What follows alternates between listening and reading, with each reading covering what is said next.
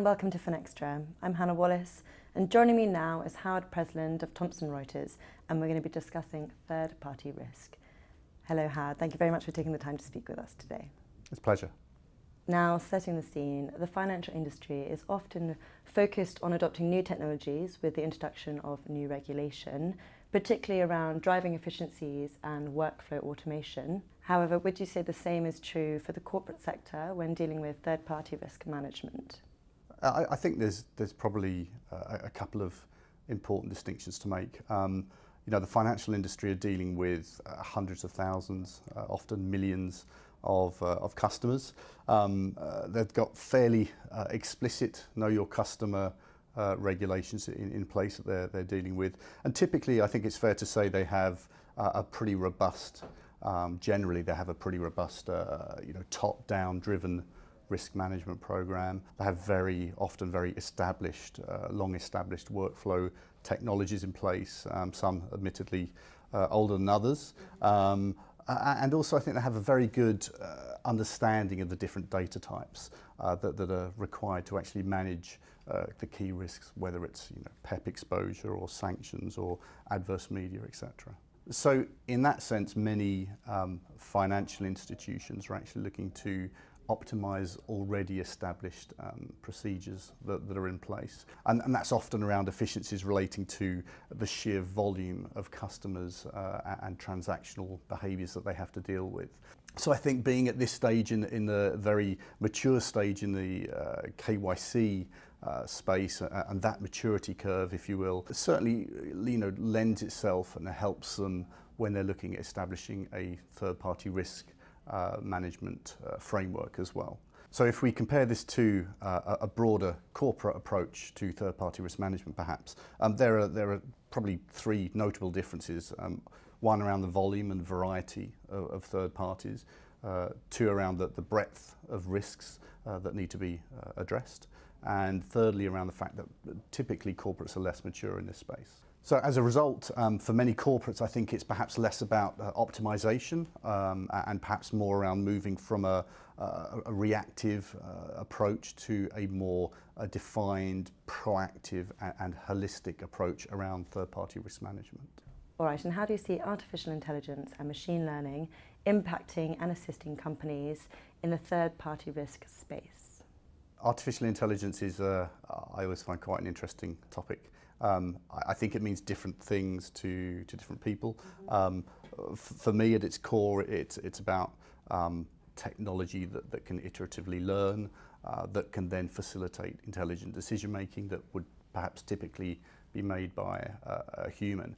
I think there is perhaps often confusion between true artificial intelligence or machine learning and automation, and I think that the two can be thrown around a little interchangeably sometimes. So there's actually a huge amount that can be done with relatively simple automation, whether that's just driving a logical risk-based approach, ingesting risk content questionnaires or external data, or just third-party screening, monitoring and the refresh cycles. And these are just fundamental rules-based automation capabilities, really, that before we even start talking about artificial intelligence, many companies probably need to better understand and implement. Artificial intelligence or machine learning can often then be applied at different points thereafter to derive additional value and drive more efficiencies. I think a simple example of that might just be having a system that automates perhaps the screening of a high-risk company against adverse media. So the timeliness and the filtering of that screening might be automated. But behind the scenes, the actual content that's being used is perhaps using artificial intelligence to generate very rich metadata using intelligent tagging, for example. So this is where real AI and things like natural language processing, text analytics, algorithmic learning can really be implemented so that users can absolutely find that relevant information amidst all of the other noise. So I think in that sense, artificial intelligence has a very important part to play, but it's certainly not a magic bullet. and doesn't mean the fundamentals don't have to be done well. And finally, what are some of the challenges organisations are facing around third-party risk management, and what are solution providers like Thomson Reuters doing to tackle these challenges? So I think third-party risk management perhaps is an area that is often fragmented. It's managed across different functions, so whether it's procurement, legal, compliance, all involved. And I think this absolutely creates a lack of standardisation, both in terms of the risk frameworks that are applied, the risk appetites, and especially the tools, the technology, and the content that's actually used as well. So you end up without a single commonly understood view of risk across those third parties. So there are a number of ways that some of these challenges are being addressed in the market.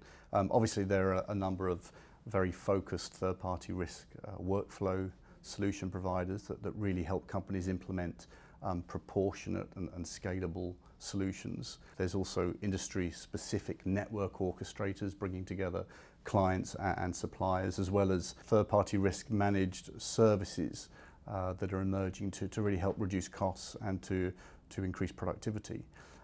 From a Thomson Reuters perspective, within the third-party risk business, we're very much working on solving a very specific challenge that our customers have highlighted. And to set the scene on that, there are really three key information points that help to drive efficiencies with third-party risk management. One is information that a company already knows about its third party, whether that's spend, whether it's geography, whether it's the type of third party. The second is information that a company then collects from their third parties through perhaps questionnaires. And the third is around external data, and data that's consumed to help identify regulatory, reputational, operational risks. So data that's pulled into solutions and really helps to drive things like risk scoring and remediation and understanding those risk typologies. And we're focused on very much solving that last problem. The market is telling us that in trying to manage third-party risk, the companies have too many content vendors, they have too many contracts to manage, they have unreliable data sources, too many points of data integration, and also a lack of consistency regarding things like company identifiers, risk taxonomies. So it leads to a lot of manual remediation, for example. So at Thomson Reuters, we are very well placed to help companies address these challenges of managing regulatory, reputational, operational risk, and very much leading the way by bringing together comprehensive, trusted and interconnected third-party risk data. This has been great. Thank you very much. Thank you. And thank you for watching.